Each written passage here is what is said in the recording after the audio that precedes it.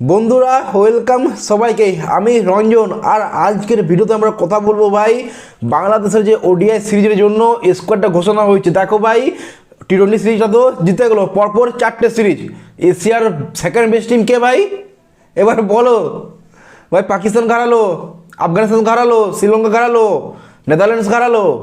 আগে বা পরে জানি না, কিন্তু এখন তো ভাই এশিয়ার সেকেন্ড বেস্ট টিম বাংলাদেশ, এটা তো বলা যেতে পারে। কারণ এশিয়ার যতগুলো টিম আছে ভাই সবকে মোটামুটি হারিয়ে দিয়েছে ভাই। সেটা শ্রীলঙ্কা হোক, পাকিস্তান হোক, মানে যাকে বলো, আফগানিস্তান বলো, সিরিজ, আমি ম্যাচ বলছি না, সিরিজ। সো এখানে এখন তো ভাই অ্যাটলিস্ট বাংলাদেশ সেকেন্ড এশিয়ার বেস্ট টিম বলা যেতে পারে ইজিলি।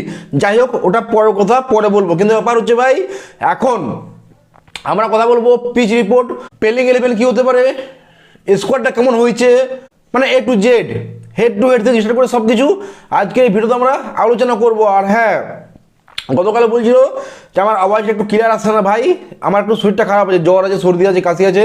সো একটু অ্যাডজাস্ট করে নিও। তাহলে চলো ভিডিওটা শুরু করা যাক।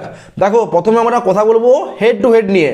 যদি তুমি 2014 থেকে দেখো, 2014 থেকে 2025 পর্যন্ত, মানে 24 পর্যন্ত আর কি, ওডিআই নিয়ে যদি হেড টু হেড দেখো, তাহলে এখন পর্যন্ত বাংলাদেশ ভার্সেস আফগানিস্তান টোটাল 16টা ম্যাচ হয়েছে, যার মধ্যে বাংলাদেশ জিতেছে 10টা আর আফগানিস্তান জিতেছে 6টা।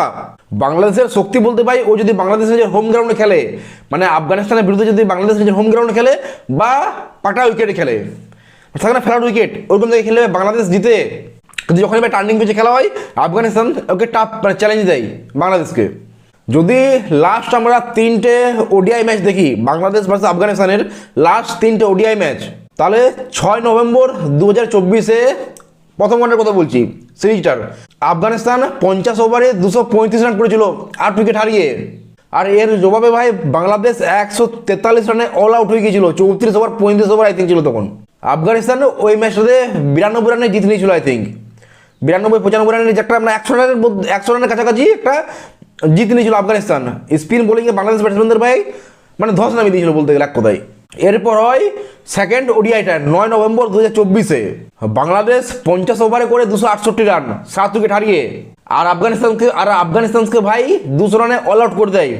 ওই ম্যাচে আই থিঙ্ক মেহেদী হাসানের Miraz man of the match হয়েছিল। বোলিং ভালো করেছিল, ব্যাটিং ভালো করেছিল, যতটুকু আমার মনে আসছে। এরপর থার্ড ওডিআই 11 নভেম্বর, বাংলাদেশ 250 করে 9 উইকেট হারিয়ে 50 ওভারে, আর আফগানিস্তান ভাই 200 মানে 51 মানে জিতে গেছিল আর কি, চেস করে নিয়েছিল আফগানিস্তান। সো সিরিজটা ভাই আফগানিস্তান 2 জিতেছিল, বাংলাদেশ 1টা। সো 2-1 ভাই আফগানিস্তান লাস্ট সিরিজটা জিতেছে। এবার যদি আমরা পিচ রিপোর্ট নিয়ে কথা বলি, মানে পিচ রিপোর্ট যদি দেখি, তাহলে খেলাটা হবে ভাই আবুধাবিতে জায়েদ স্টেডিয়ামে। এখানে এখনও পর্যন্ত টোটাল 55টা ম্যাচ হয়েছে, 55টা ম্যাচ হয়েছে। আর এটা কোনো হাই স্কোরিং গ্রাউন্ড না ভাই, না লো স্কোরিং, এটা একটা মিডিয়াম। মানে তোমার অ্যাভারেজ স্কোর তুমি ভাবো না, তুমি 240 থেকে 250 একটা অ্যাভারেজ স্কোর। আমি ওয়ানডের কথা বলছি, টি-20 না। আর যদি তুমি এই পিচটাতে প্রথম ইনিংসে দেখো, প্রথম ইনিংসে যারা প্রথমে ব্যাট করে তাদের যদি রান দেখো অ্যাভারেজ, তাহলে এখানে ভাই রান হচ্ছে 260 থেকে 280 অ্যাভারেজ তাদের জন্য। যারা প্রথমে ব্যাট করে রান করে তাদের জন্য এখানে 260 থেকে 280 অ্যাভারেজ। সো ভাই শেষে মানে শেষে চেস করা ডিফিকাল্ট। সো এখানে ভাই প্রথমে টস দিতে ব্যাটিং করা বেটার বা ভালো হবে, যেটা রেকর্ড দেখে আপাতত বোঝা যাচ্ছে। এই গ্রাউন্ডে সবচেয়ে হাইয়েস্ট স্কোর ইংল্যান্ডে বানিয়েছিল 349 রান আই থিঙ্ক পাকিস্তানের বিরুদ্ধে, 2018-19-এর কথা বলছি আমি। আর সবচেয়ে লোয়েস্ট জিম্বাবুয়ে বানিয়েছিল পাকিস্তানের বিরুদ্ধে 105। দেখো, এক কথায় বললে এখানে যারা ব্যাটিং করে ফার্স্ট ব্যাটিং তাদের জয়টা একটু বেশি, 30% ধরে নাও, আর যারা সেকেন্ডে করে তারা 20%, এটা ধরো। এখানে স্পিনাররা 45%, মানে 100টার মধ্যে 45% উইকেট তোমার স্পিনাররাই। কারণ এখানে ভাই পেসাররাও নতুন বলে সাহায্য পায়, আর স্পিনাররাও পরে গ্রিপ করতে পারে ভাই বল। আর সবচেয়ে বড় জিনিস হলো ভাই, এই পিচে না, মানে এই আবুধাবির আমি যে কথা বলছি ভাই, এইখানে 300 রানটা খুবই রেয়ার হয়, মানে 300 প্লাস 320 30 হলো, এটা খুব রেয়ার হয়। সো এখানে আমার মনে হয় যে 240-50 থেকে, মানে 240 থেকে তুমি 260 একটা ভালো স্কোর হবে। যে প্রথম ব্যাটিং করে তাদের জন্য বলছি, 240 থেকে 260 একটা ভালো স্কোর হবে এই গ্রাউন্ডে। এবার যদি আমি এখানে প্লেইং 11 কথা বলি, প্লেইং 11টা স্কোয়াডটা তোমরা জানোই, এই স্কোয়াড থেকে আমি ভাই প্লেইং 11 বের করছি, ঠিক আছে? আমার সাথে মত আছে একমত, তারা আমাকে কমেন্ট করে জানাবে যদি তোমাদের মনে হয় যে এই প্লেইং 11টা হওয়া উচিত না বা অন্য কেউ আসতে পারে এই জায়গায় মানে তোমাদের নিজের মতামতটাও জানাবে। আমি এখানে নিজের প্লেইং 11টা বলছি যে আমার মতে এখানে বেস্ট প্লেইং 11 ওডিআইয়ের জন্য কি হতে পারে। আর প্রথমে বলে দিচ্ছি ভাই আমার এখানে নাইম শেখ থাকবে না ভাই, নাইম শেখকে আমি রাখবো না এখানে, আমি এটা প্রথমে বলে দিচ্ছি। তো প্রথমে আমার ওপেনিং হবে বাংলাদেশের তানজিদ হাসান, প্লাস ওর সাথে যাবে সারপ্রাইজিংলি সাইফ হাসান, এটা আমার ওপেনিং হবে ভাই। থার্ডে আসবে শান্ত, 4 নম্বরে আসবে তোমার, দেখো কেন রাখছি ভাই আমি এটাও বলবো, এমনি আমি ওদের রেকর্ড ফেকর্ড একটু যেটা আমি বলবো, ঠিক আছে, যে কেন রাখছি এদেরকে এটাও বলবো। তো 4 আসবে আমার হৃদয়, 5 নম্বরে আসবে জাকের আলী, 6 নম্বরে আমি রাখবো সোহানকে ভাই, নুরুল হাসান সোহানকেও আমি রাখবো, ওটা 6 নম্বরে। তারপর মেহেদি হাসান থাকবে, রিশাদ হোসেন থাকবে, তানভীর ইসলাম রাখবো ভাই, মুস্তাফিজুর রহমান এন্ড তাসকিন আহমেদ, এটা আমার প্লেইং 11 হবে। এবার যদি বলো যে এই প্লেইং 11টা কেন, তাহলে আমি ভাই 2024-25-এর রেকর্ড তোমাকে বলছি। ওপেনিংয়ে তানজিদ হাসান ভাই, যদি তুমি 2024-এ তানজিদ হাসানের রেকর্ড দেখো তাহলে 8 ম্যাচে 245 রান করেছে, 8 ম্যাচে 285 রান করেছে।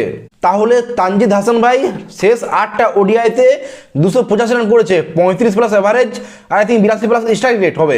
এবার সাইফ হাসানের কথা বললে ভাই লিস্ট এতে সাইফ হাসান ভাই শেষ 5টা ম্যাচে 280 রান করেছে, 56 অ্যাভারেজে আর I think 90 plus strike rate হবে। সো তাই আমি এখানে সাইফ হাসানকে রাখবো, প্লাস ভাই এশিয়া কাপটা ওর দারুণ গিয়েছে, তাহলে ওর ফর্মটা ওখানে আমি বজায় রাখতে চাই। এখন ফর্মে আছে ভাই, ওকে খেলাও এখন, আমার মতামত এটা, কারণ চ্যাম্পিয়ন্স ট্রফি আছে সামনে, সেখানে আমি তো ভাই নাইম শেখের জায়গায় আমি এখানে সাইফ হাসান রাখবো, এটা আমার ওপেনার হবে। আর থার্ডে আসবে কে ভাই, শান্ত, এর নিয়ে কিছু বলার নেই ভাই, শেষ 10টা যদি ওডিআই দেখো তাহলে 420 রান, অ্যাভারেজ 42-এ, স্ট্রাইক রেট 82-তে। আর 4 নম্বরে হৃদয়ের কথা বললে ভাই ওরও 43 প্লাস অ্যাভারেজ আছে ওডিআইতে, লাস্ট 9টা ম্যাচের কথা বললে, লাস্ট 9টা ম্যাচে তৌহিদ হৃদয় 350 রান করেছে ভাই। সো 4 নম্বরে তৌহিদ থাকছে। আর 5 নম্বরে জাকের আলী, যদিও আমি ওকে টি-20-তে অ্যাজ এ প্লেয়ার পছন্দ করি না ভাই, টি-20 যেভাবে খেলে ওর খেলাটা আমার পছন্দ হয় না টি-20, কিন্তু ওডিআইতে আমি ওকে রাখবো ভাই, ওটাও 5 নম্বরে খেলাবো। লাস্ট 10টা ওয়ানডেতে আই থিঙ্ক 366 রান করেছে, 45 প্লাস অ্যাভারেজে 366 রান করাটা মামুলি ব্যাপার না, ওটাও নম্বর 5-6 খেলে। সো এখানে আমি জাকের আলী রাখবো, প্লাস নুরুল হাসান সোহানকে ভাই, সোহানকে এইখানে অনেকে মতামত চেঞ্জ হতে পারে ভাই, সোহানকে কেন চান্স দিচ্ছ বা অনেক চেঞ্জ হতে পারে, কিন্তু আমি এখানে সোহানকে রাখবো ভাই, চান্স দেওয়া উচিত আমার মনে হয়। সোহানকে যেভাবে খেলছে ভাই ওকে খেলা উচিত, কারণ আমি যতটুকু ভাই খেলা দেখলাম টি-20-তে আমাকে তো ভাই পছন্দ হয়েছে। এবার মেহেদি হাসান মিরাজ ভাই ক্যাপ্টেন থাকবেই, লাস্ট আই থিঙ্ক 10টা ম্যাচে 300 কাছাকাছি রান করেছে, 295 না কিছু রান করেছিল, 18-20টা উইকেট নিয়েছে ভাই, তো থাকছে বা 8 নম্বর খেলবে ও মেহেদি হাসান মিরাজ।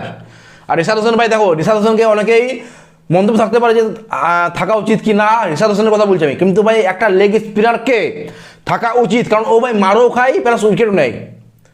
যখন দেখবে একটা পার্টনারশিপ হচ্ছে, উইকেট পড়ছে না তখন ওই তোমার লেগ স্পিনারে উইকেট নেয়। সো লেগ স্পিনার ভাই মারও খায় প্লাস উইকেটও নেয়, সো আমার কাছে ভাই এখানে লেগ স্পিনারকে পাওয়া একটা বিশাল বড় জিনিস। আর তানভীর ইসলামকে খেলাচ্ছে ভাই একটা কারণ স্টেডিয়ামটা 16 হয়, প্লাস আফগানিস্তানের তোমার মিডল অর্ডারটা একটু 19 পেস আছে। সো আমি এখানে বলবো তানভীর ইসলামকে আমি এই জন্য খেলাচ্ছি। আর মুস্তাফিজুর রহমান বা তাসকিন আহমেদ কেন খেলাচ্ছে সেটা আশা করি বলার দরকার হবে না। সো এইটা আমার প্লেইং 11 হলো। আর কেন করলাম আমি সেটাও বললাম, রেকর্ড বললাম, একটু যেটা বললাম, এটা আমার পার্সোনাল মতামত। আর আমি যদি প্রেডিকশন করি তাহলে এই সিরিজটা আই থিঙ্ক বাংলাদেশ 2-1 জিতবে, এটা আমার প্রেডিকশন। যদিও আমি টি-20টাও বলেছিলাম যে ভাই বাংলাদেশ 2-1 জিতবে, কিন্তু এখন পর্যন্ত ভাই বাংলাদেশ 2-0 এগিয়ে আছে। যাও শেষ ম্যাচটা কী হচ্ছে, যদি শেষ ম্যাচটা যদি বাংলাদেশ হেরে যায় তাহলে ভাই হ্যাঁ 2-1 হবে। আমি প্রথমে বলেছিলাম যে বাংলাদেশ ভাই 2-0 জিতবে, হ্যাঁ 2-1 জিতবে বলেছিলাম। সো বন্ধুরা এই নিয়ে তোমরা কি বলবে কমেন্ট করে জানাও। আর ভিডিওটা ভালো লাগলে লাইক শেয়ার সাবস্ক্রাইব করে দিও। দেখা হচ্ছে পরের ভিডিওতে। Take care, see you.